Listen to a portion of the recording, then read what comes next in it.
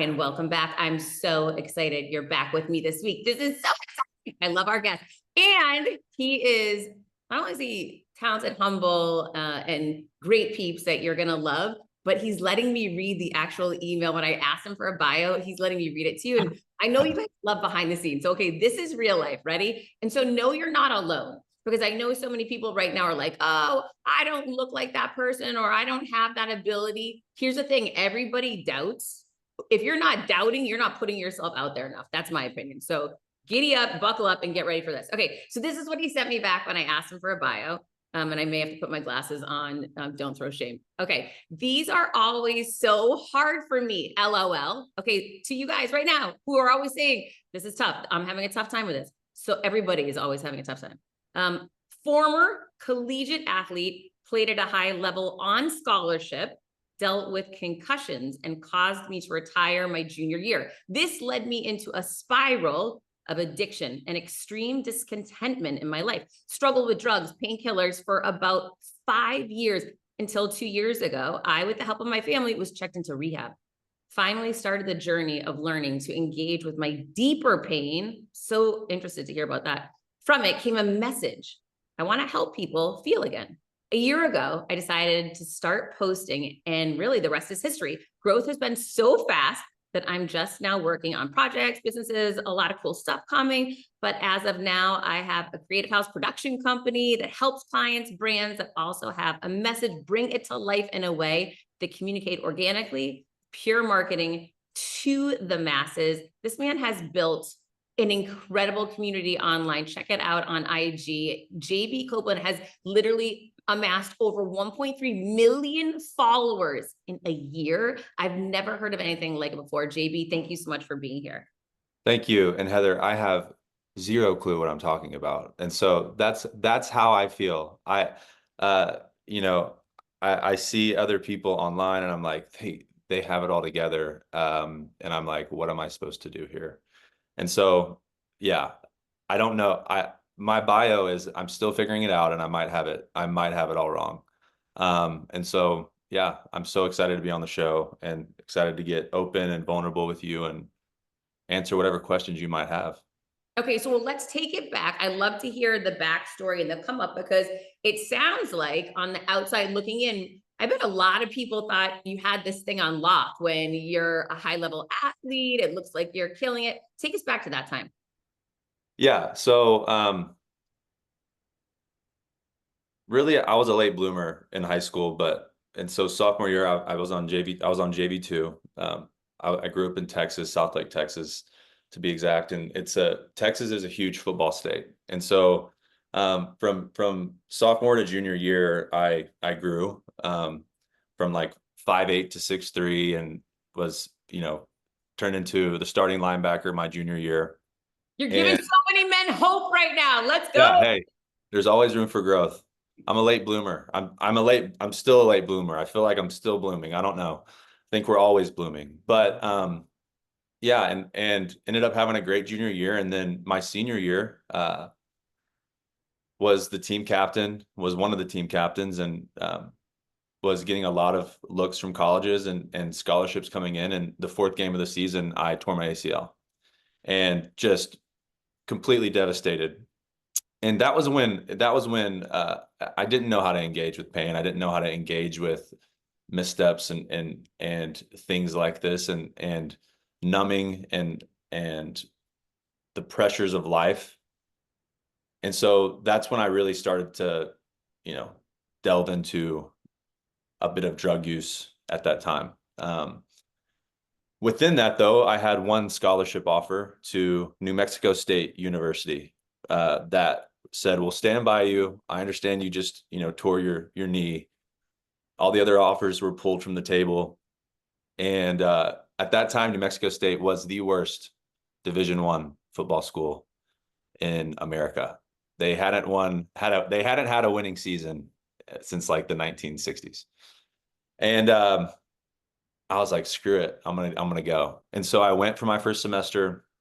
I rehabbed my knee, ended up playing a lot that year, and we went and played LSU, which is a big SEC school out of Baton Rouge. And as a freshman, I had an amazing game, and 10, 12 tackles, a sack or two. And I was like, I'm not staying at this school. Like I'm transferring, and I'm going to transfer to, my dream has always been to play at a Power 5 school, which is, at that time it was, the ACC, the SEC, the Big 10, the Big 12, Pac 12.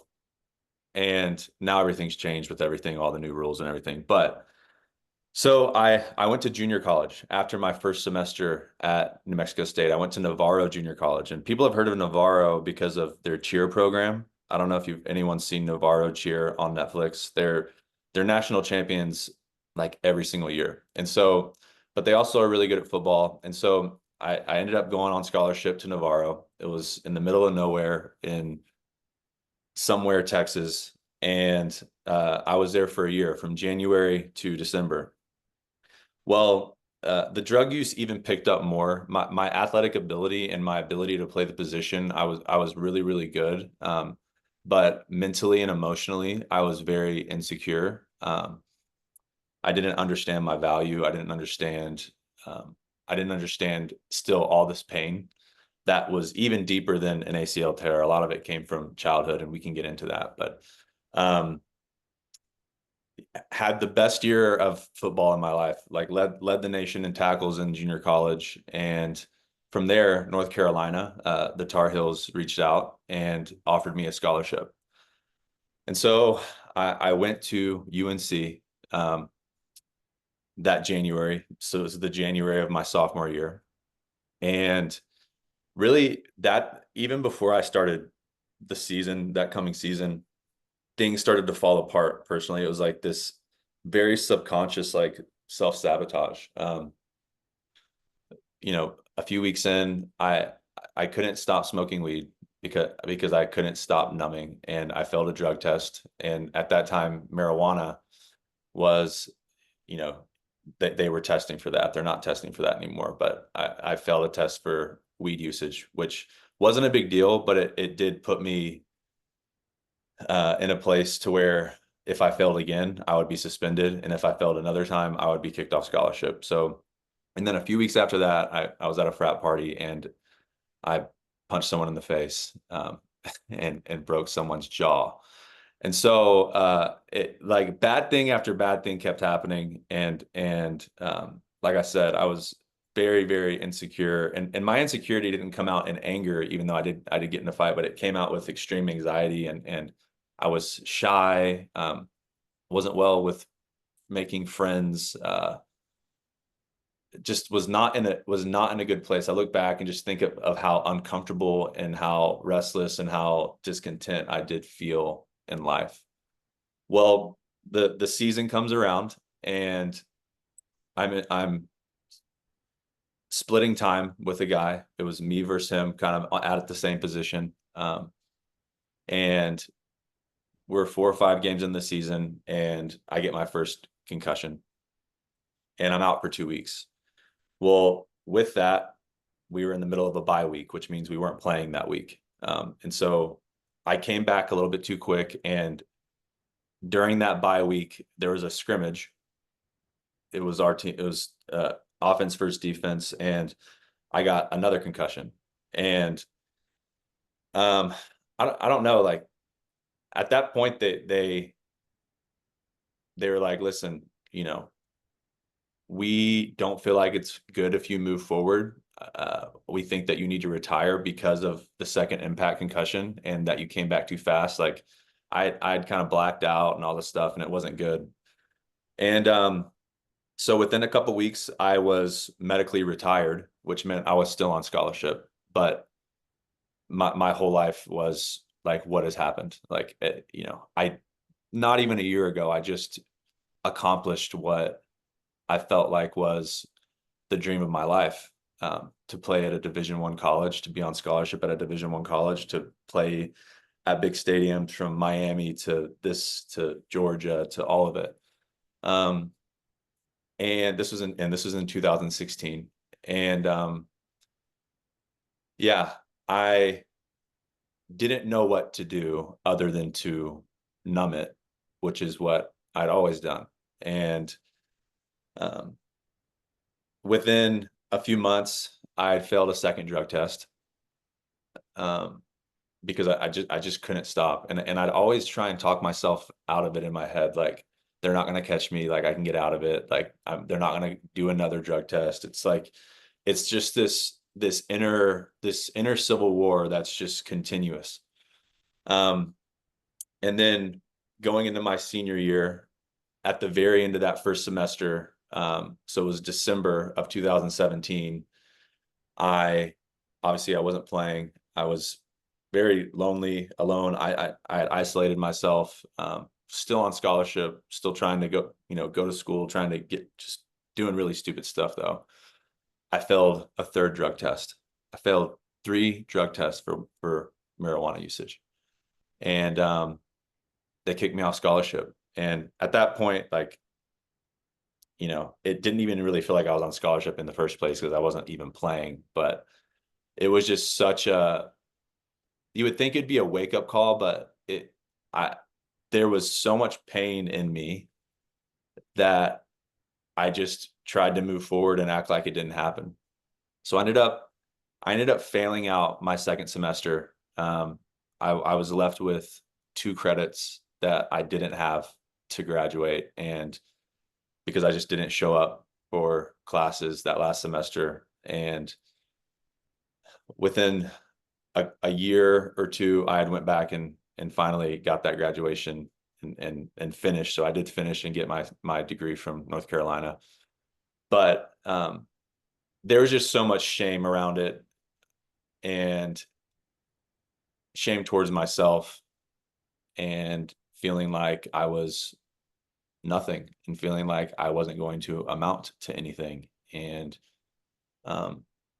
that's when, things even take a turn for even the worse. Sometimes things get even worse before they get better. Your business gets to a certain size and the cracks start to emerge. Things you used to do in a day are taking a week. You have too many manual processes. You don't have one source of truth. If this is you, you should know these 3 numbers: 37,000, 25, 1. 37,000. That's the number of businesses which have upgraded to NetSuite by Oracle. NetSuite is the #1 cloud financial system, streamlining accounting, financial management, inventory, HR, and more, all for you. 25. NetSuite turns 25 this year. That's 25 years of helping businesses do more with less, close their books in days, not weeks, and drive down costs. 25 years. 1, because your business is one of a kind. So you get a customized solution for all of your KPIs, key performance indicators, in one efficient system with one source of truth. Manage risk, get reliable forecasts, and improve your margins. There is so much power in having all the information that you need in one place. Imagine how much more efficient you can be, how much faster you can move, and to do it with so much confidence. It's unprecedented. And the unprecedented offer that NetSuite is providing you today is going to make this possible. Right now, download NetSuite's popular KPI checklist designed to give you consistently excellent performance, absolutely free, at netsuite.com/Monahan. That's netsuite.com/Monahan to get your KPI checklist now. netsuite.com/Monahan. So what did worse look like from there? Yeah. So I grew up in a Christian household. My dad was a pastor, was raised religious. I'm not saying religion is bad, but there is a spirit behind teachings, depending on what church you go to or how you're raised or what that looks like. And it was very fear-based, and there was a lot of shame around me and my relationship with God. And really that was with my relationship with my dad as well. As a young boy, you see your father as, especially when he's your pastor and your coach and your dad at the same time, it's hard to separate what dad thinks of me and what God thinks of me. And so after I'd felled out, I just said, the only place I can go is home. And I don't know if I can be accepted anywhere else, but I ended up taking a job in San Antonio, Texas, which I'm from Dallas. And, you know, I decided to be a football coach and I was a linebacker coach at a high school. It was a private school. I didn't need my uncle was the head coach. And so it was kind of like a family ties thing. And so but it was just another year for me to just continue to jack up and continue to make stupid decisions, from wrecking my car to continuing to use drugs and continuing to, you know, live two lives and try to fake it and not know how to deal with all this pain. Well, after that year goes by, at the time, during all of this, I was also with who is now my wife. Her name's Chloe. We were together dating. And I just was like, I have to try and clean myself up. I have to try and figure out how to make me a better person. And the only way I can see doing that is getting married. And that's probably not the best decision, but it was like, I'm gonna ask her to marry me, and I'm going to move back to Dallas, and I'm going to become a pastor. And, you know, you think back on those moments of like, why did I want to do that? Well, number one, I did love her, and I do love her. And I'm so glad we're together, and she's walked with me through all of this. But the other thing was, why did I want to be a pastor? And it was to please my dad. And it was to try and fit somewhere. I wanted to fit. I wanted to be accepted. I wanted to feel like I was a part of something, but the intentions weren't pure. It was just, well, if dad did it, then maybe if I do it, like, I can make up for all of this, and maybe God will forgive me for all of this. And so that happened, and I excelled.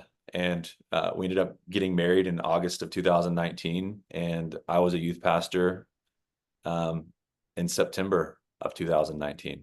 And COVID hits, church shutdowns, blah, blah, blah, blah, blah, and online stuff.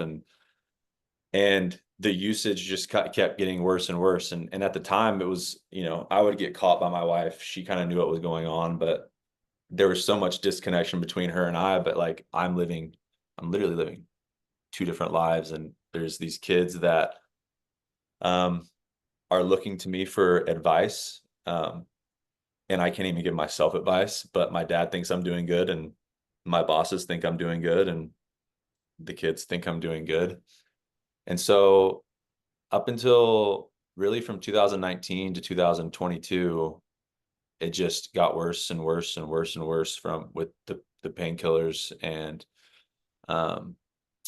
even adding Adderall into the mix. And it's not like these things are bad things. It's just like the intention behind why I was using it. I was trying to feel okay. I was trying to feel normal. I was trying to feel like I could live up to something, and I couldn't do it without a substance in my head. And in April of 2022, I started to have panic attacks. It got to the point to where, like, physically, I couldn't handle the internal pain that I was storing, and I couldn't handle the internal pressure that I was ignoring. And I'm, like I said, I'm 6'3". I weigh 225 pounds. At that time, I was 6'3". I weighed 160 pounds. And I looked like a corpse, and I couldn't eat. Like, it's just, everything was off. Everything was off. My wife and I's relationship was off. And she, I don't even know why she stayed with me. And so really having conversations with her, and then I really just had to kind of come clean to my dad and tell him that, and I wasn't even completely truthful. I said, listen, I'm dealing with some addiction, and I don't know what to do. And like, I know I'm your son, and I know I'm a pastor, and I don't know if I've ever met a pastor that's gone to rehab before. And I don't even know if rehab, like, do I just need to go get prayer, or do I need to go to like church camp, or like what am I supposed to do? And he brought me up to HR, and he was like, we're putting you on FMLA and you're going to rehab. And because I think it was such a surprise to him, and I think he was in such shock, and I think his identity was tied into mine as well. I think he And was in denial too, by the way, but okay, go ahead. oh, for sure, because I think there is an ignorance and ignoring when there's a parent that isn't in denial. They don't want to believe. And I have two little brothers as well. I'm the oldest, and they've had their own struggles as well, and they're doing a lot better. But and they're football players as well. One's playing right now in college. The other one played on scholarship at Baylor, and he's in commercial real estate now. But there was a sense of denial from all of us because of the way that we believed, and the way that we believed things could be healed. And I do believe in miraculous healings. But I think there's also a much deeper level of healing. And so I checked myself into rehab. I went on FMLA. I told the students that I was overseeing, and at that point pastoring, and you know, like, and I say that because it's just like, I don't even know, like, I feel guilt that they had to, they watched my demise, and really they didn't know, but I was overseeing a team of 7 to 8 people, and not showing up the way that I needed to show up, and not being the leader that I needed to be in that time, because I didn't even know how to lead myself. I didn't know how to deal with this internal pain because there was years of it stored. And so rehab was a huge eye opener. So I checked myself into rehab. They take your phone. I was there with about 20 other guys, and once again in the middle of nowhere, Texas. And the first thing the person said to me, like the guy that owned it, he looked at me and he goes, "Are you hopeless?" And I said, "Yeah." And he goes, "Good." He's like, "That's the perfect place to be." And that didn't really make sense to me. But what that's called is it's called the gift of desperation. I was desperate. Like, sometimes you have to make desperate moves in desperate times that are dangerous and unsafe. And they might feel dangerous and unsafe, but really they're the most safe thing that you could ever do. And for me, it was dangerous to be open about my struggles in the profession that I was in, with the father that I did have, and who I still do have, and the marriage that I'm in, and getting honest and open, and um, being able to get to a place to where I can actually start to deal with this pain. And so rehab was 2 or 3 months of, the first month was one of the hardest months of my life, because I couldn't escape. Like, where am I going to go? Like, there's nowhere to go. Who am I going to call for help? How am I going to control this situation? I had to sit with it. I had to regulate. I had to get myself to a place to where I could start learning to trust again, but really not even that. But it's not even like I needed to be reintroduced to God. It was that I needed to be actually introduced to God. And um, there's a quote that it's coming out in one of my books that I'm writing, that I'm really excited about. It's coming out next year. It's a coffee table book. It's a book full of art and quotes, but it says, uh, "Dear Mr. Chaos," and it's a letter. "Dear Mr. Chaos, although I don't approve of your ways and your methods, I appreciate that you lead them to me, your friend, Mr. Peace." And the chaos of my life led me to a breaking point. And I do believe that your biggest breakdowns are your biggest breakthroughs. And that all of that pain, it's like you look back and it's like, did I waste all this time? Was all this time, was it all for nothing? Like, but the clarity that came through that reintroduction or that introduction to who God was to me, and really, really who I was to me. We like to take us out of the scenario sometimes. And but I didn't like myself, and I didn't accept myself. And I had to sit with myself long enough, and I had to sit with this new God that I didn't know and I didn't trust long enough to be able to trust him and myself in a new way. Um, and that's what that time of isolation and loneliness did for me in my life. Not saying that everything's been perfect ever since. It's actually since I got out of rehab, I was like, I for sure don't have a job. Like, there's no way that they're going to hire me back. There's no way. Um, and I feel like I'm talking too much. I feel like you might have more questions, but No, if you I'm want to like, move in, I'm captivated by the story. okay. Well, and so I got out of rehab, and I was like, look, I probably don't have a job.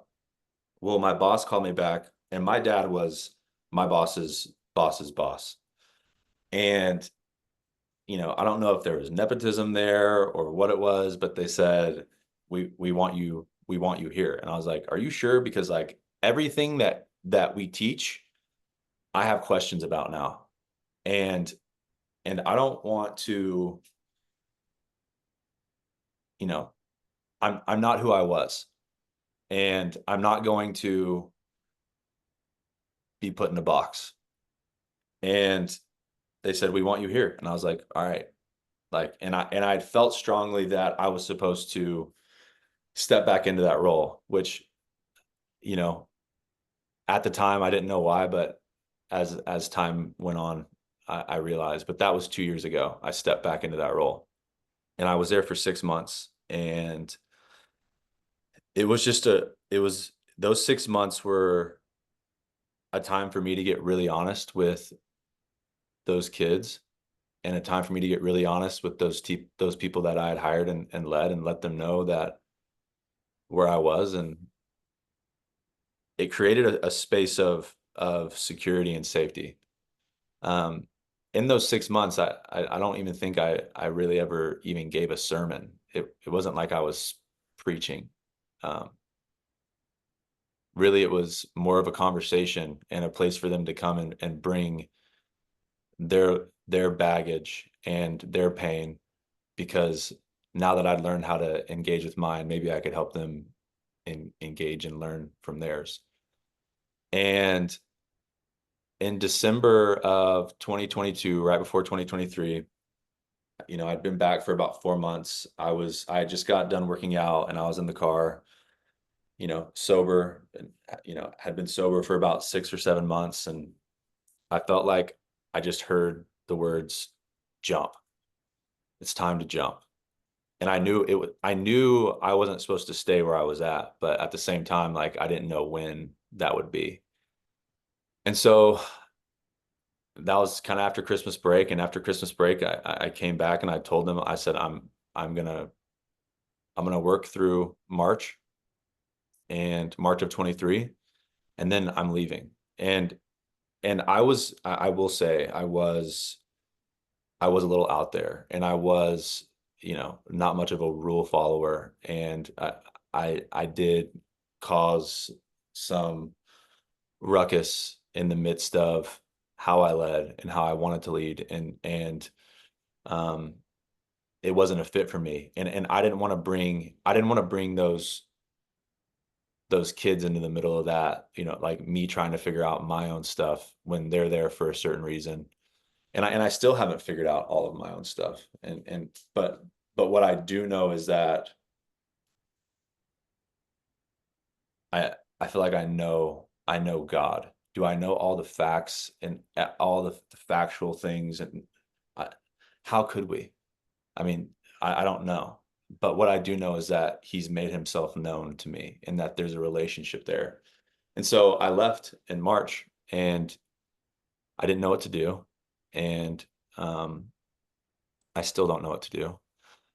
And I think that's kind of what life is unknowns, and being able to trust through those unknowns. But in May, I just said, okay, I'm going to buy a camera, and I feel like I have a message, and um, I'm going to start posting. And so that was May of 2023. And here we are, almost a little bit over a year later. That's the sound of another sale on Shopify. And the moment another business dream becomes a reality, your reality. Shopify is a commerce platform revolutionizing millions of businesses worldwide, including mine. Whether you're selling your mastermind, your courses, whether you're selling your books, Shopify simplifies selling online and in person so you can focus on successfully growing your business and doing what you're great at, creating. Whether it's fashion, home and garden, health, beauty, Shopify covers it all. Shopify covers every sales channel, from an in-person POS system to an all-in-one e-commerce platform. It even lets you sell across social media marketplaces like TikTok, Facebook, and Instagram. Packed with industry-leading tools ready to ignite your growth, Shopify gives you complete control over your business and your brand without having to learn any new skills in design or code. And let me tell you, I have no idea about design or code. So thank you, Shopify, for making it so easy. And thanks to 24/7 help and an extensive business course library, Shopify is there to support your success every step of the way. What's incredible to me about Shopify is how no matter how big you want to grow, no matter how big you currently are or how small you are, Shopify is there to empower you with the confidence and control to revolutionize your business, take your business to that next level, constantly adding on new products, services, and ideas. Now it's your turn to get serious about selling and try Shopify now. This is Possibility, powered by Shopify. Sign up for a $1 per month trial at shopify.com/Monahan, all lowercase, Monahan, all lowercase. Sign up for a $1 per month trial period at shopify.com/Monahan, all lowercase. Go to shopify.com/Monahan to take your business to the next level today. Join me, shopify.com/Monahan. You can thank me later. So when you started posting, because I mean, you've got a wife, you just left a job, right? Like, you don't know where your income's coming from. You didn't know you're going to have over 1 million followers in a year. What was it? You just said, I just have faith right now that this is what I'm supposed to be doing, and I'll take the first step and figure it out after that. Yeah, I think that's always been the thing, is I think, and I'm still dealing with it, because it's like, I know that there's these dreams and aspirations in me, and I know that there's this expression in me, and these things that I want to do, and these things that I want to help bring to life, and there's a timing and there's a season for all of it. And my biggest issue right now is patience and impulsivity. It's like, I have to learn to not be so impulsive and not try and take things out of God's hands and put them into mine. Like, when we do that, we're taking on a burden that's not ours. But at that point, I took on I was a roofer. I did roofing, and at the same time I was posting, and I didn't really make that much money roofing. I mean, like, it got us by. And my wife was working at the time, and I didn't really know how fast or how things really worked. I didn't know how I would make money. But yeah, then I started to like realize that, like, I'm pretty good at videography and I'm pretty good at editing. I edit and video all my own videos. And so I started that August, I started a company. And I didn't really make it public. It just was friends, or, people that had known me. At the time I was growing, I had, like, in August of last year, I had probably, 40,000 followers.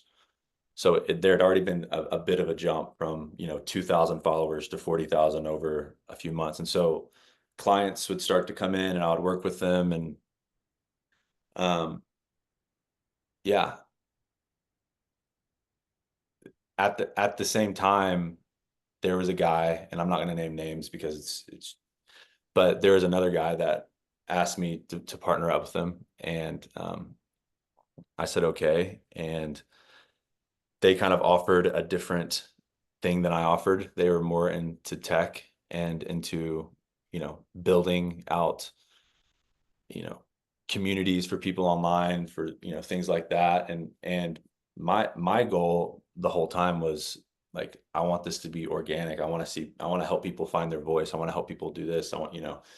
And, we worked together for about 6 or 7 months up until really a few months ago.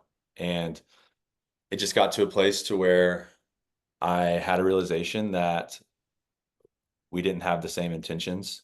They're good people, but we didn't have the same intentions. And um, I had to leave that situation as well.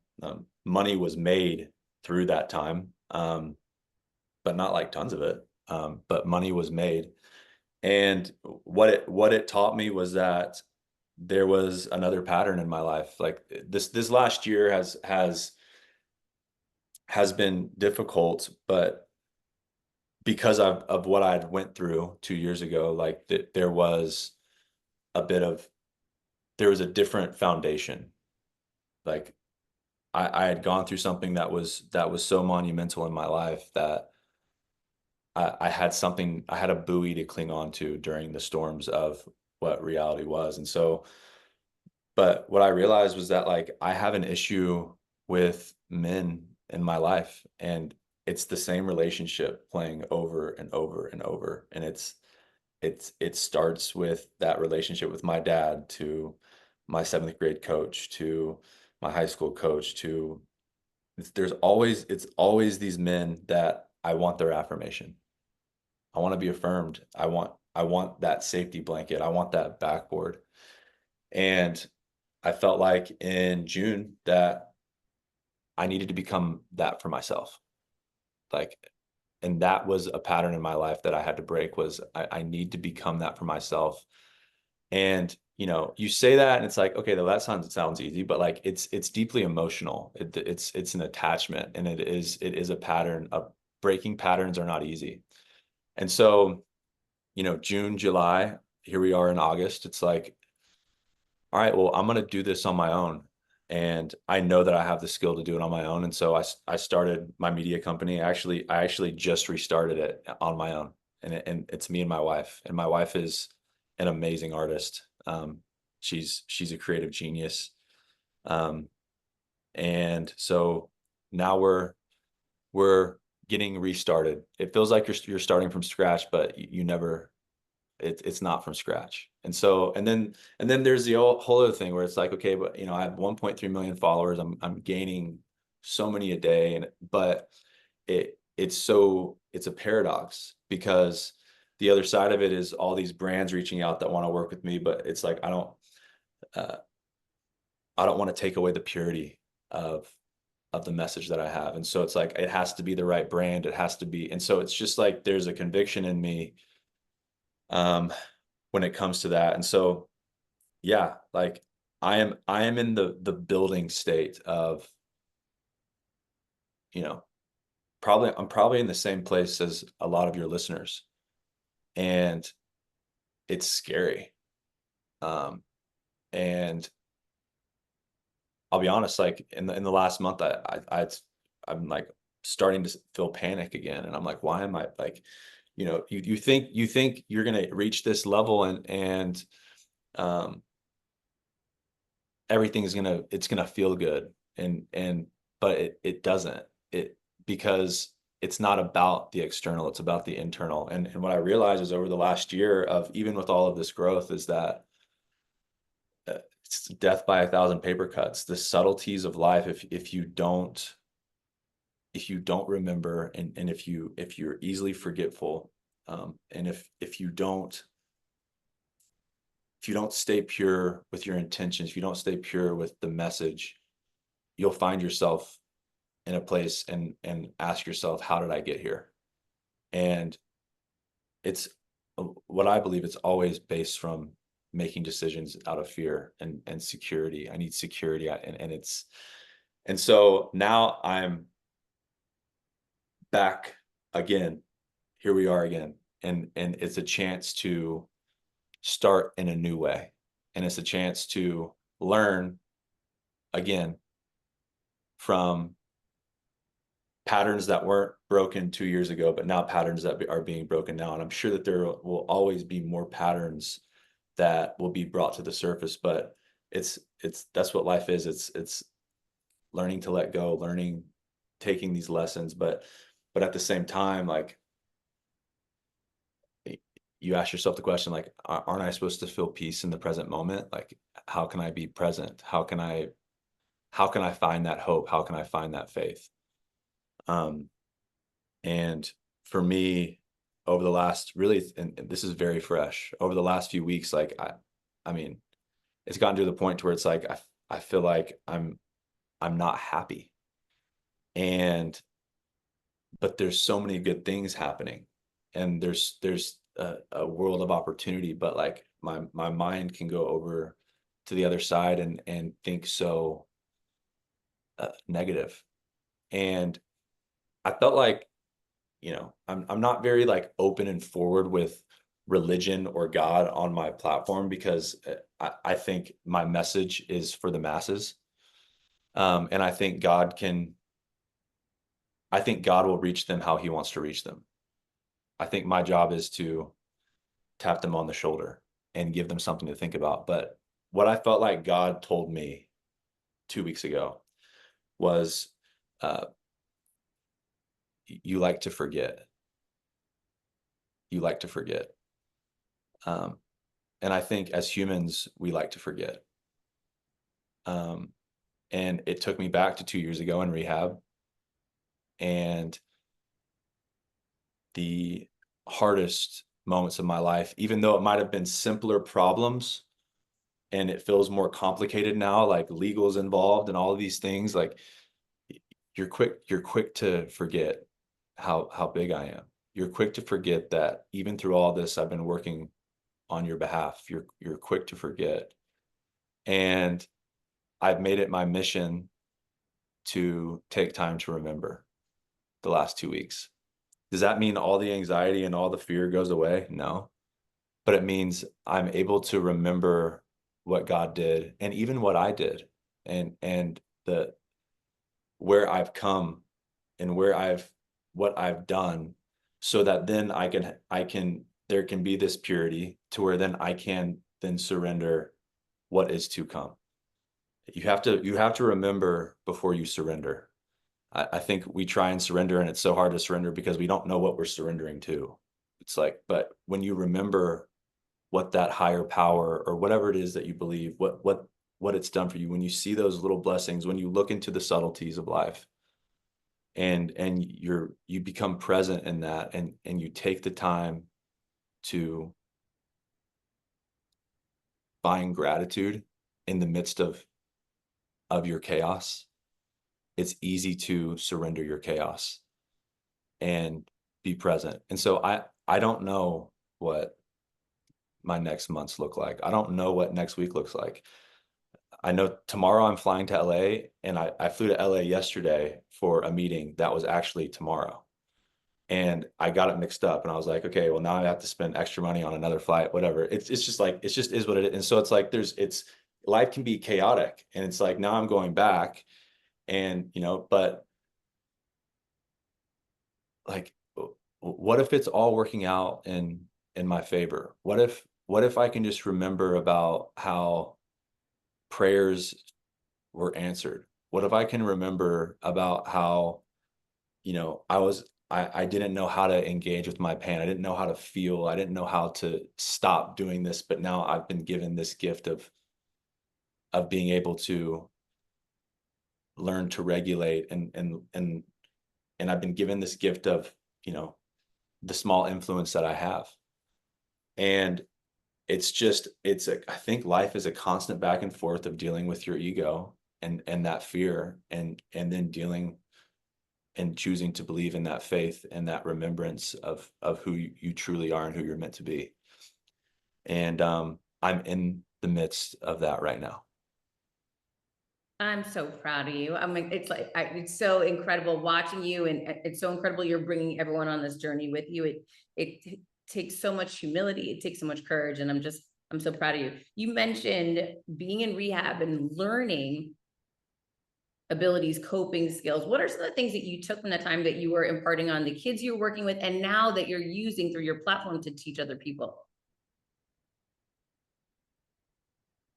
I think the biggest thing, there's two things: learning to feel again, learning to feel, and trust and faith. Um, in rehab, I was pretty much pushed into a corner, and I had to feel. I had to feel all of my shit. I had to feel all of the things that were tucked away for years, and I didn't know how to organize those things, or I didn't know how to bring restoration to those things. Um, and I think with feeling comes, you got to be okay with feeling the good, the bad, the ugly, the doubt, the faith, the happy, the sad. We were given feelings for a reason. And growing up in church, one thing I always heard was that my feelings lie. Feelings lie. And I don't know if that's true. And like I said, I don't have all the answers, but for me, I don't think feelings lie. I think feelings give you the ability, if you engage with them and you sit with them and you welcome them, feelings can give you the ability to gain clarity. Why am I fearful right now? Even on this podcast, when I know I have 1.3 million followers, I know that I'm getting this business being built, I know that there's a book coming out. Why am I fearful? It's okay to question. Um, I'm fearful, and the reason I'm fearful is because I'm insecure. And why am I insecure? Like it's just, you can go down these rabbit holes of being able to like understand what is this feeling in my stomach right now? Why am I feeling like this? And a lot of it is, a lot of it does go back to childhood. A lot of it does go back to you feeling like you didn't have the permission to feel. So you had to stuff it away. And we have to act this way. And if you act this way and you believe this way, it's all going to work out. And it's just stuffing all of it, bury it.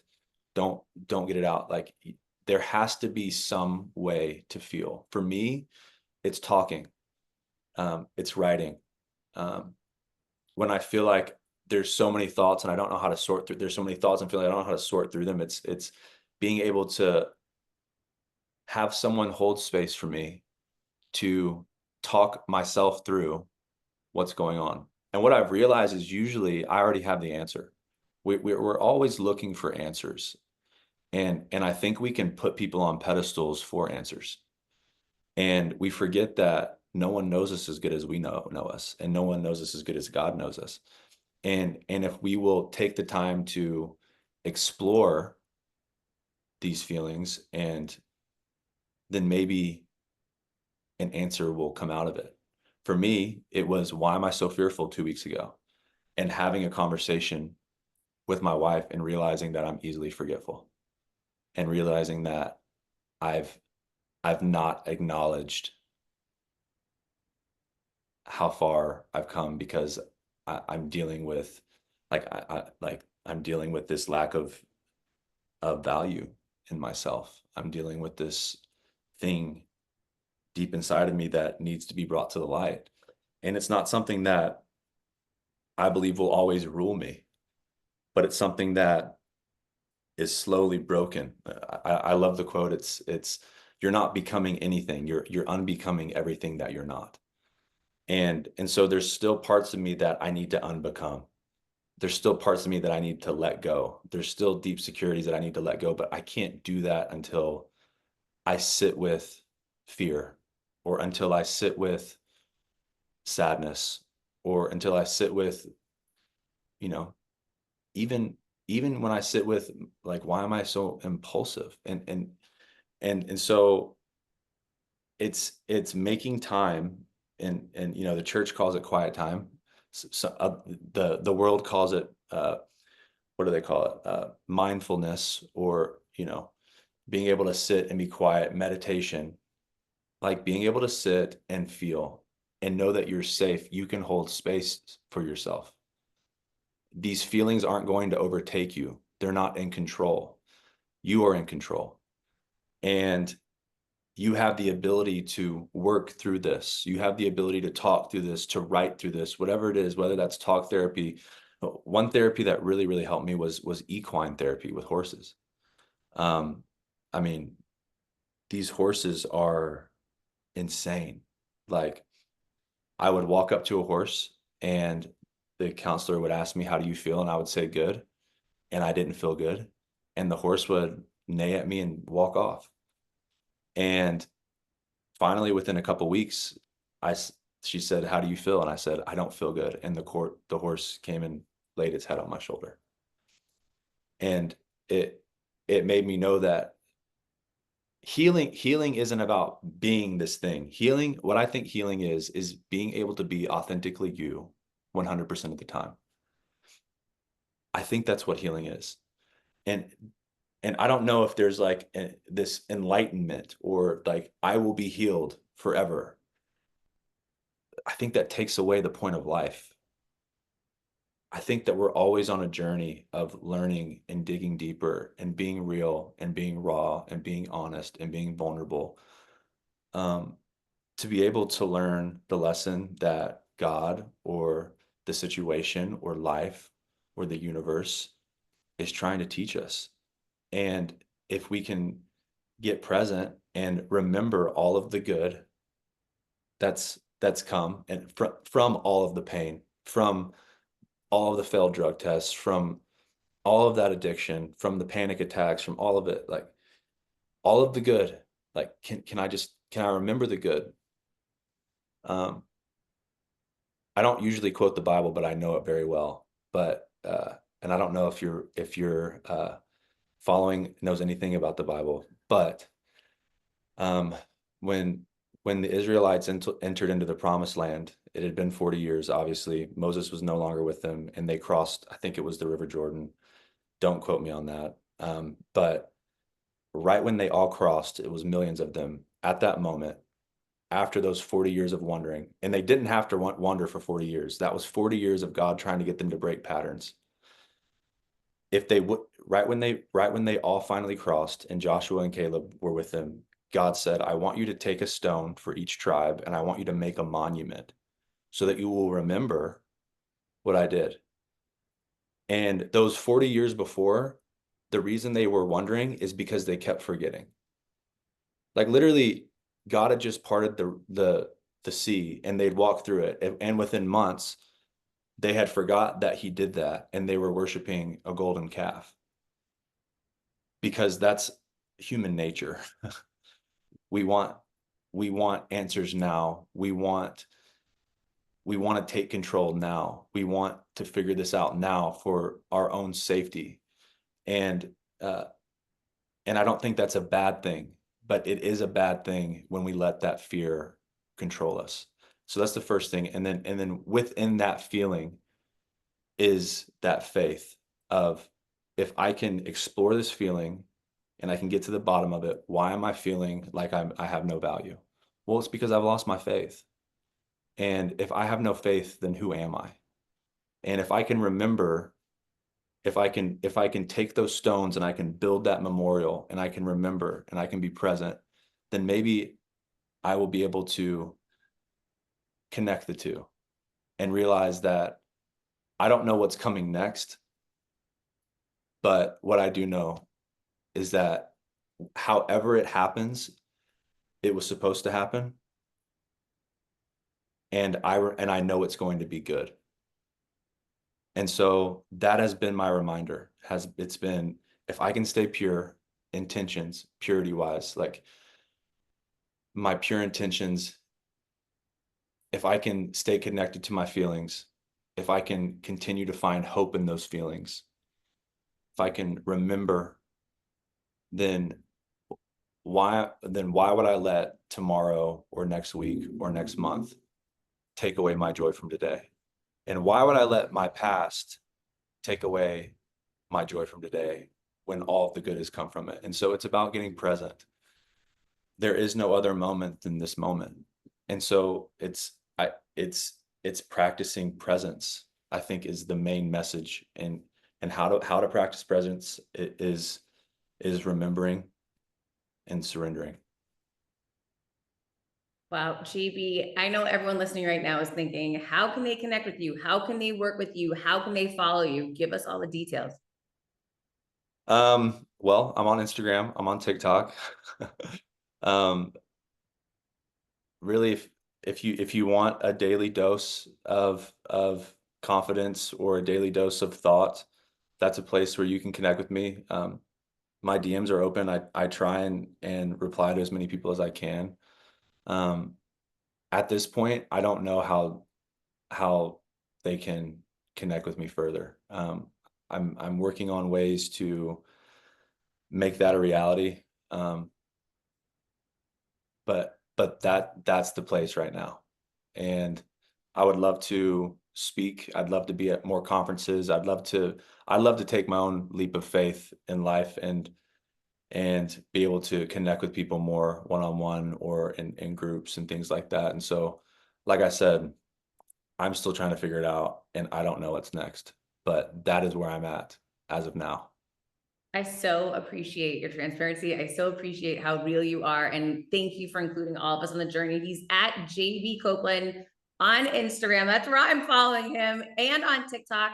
I will put his handle in the show notes. Definitely follow this man. You will get inspired. You're going to get directed, and you're going to get real uplifting thoughts on the daily. JB, thank you so much for all that you're doing. And thank you for being here. Thank you. All right, guys, until next week, keep creating your confidence. I'll see you then.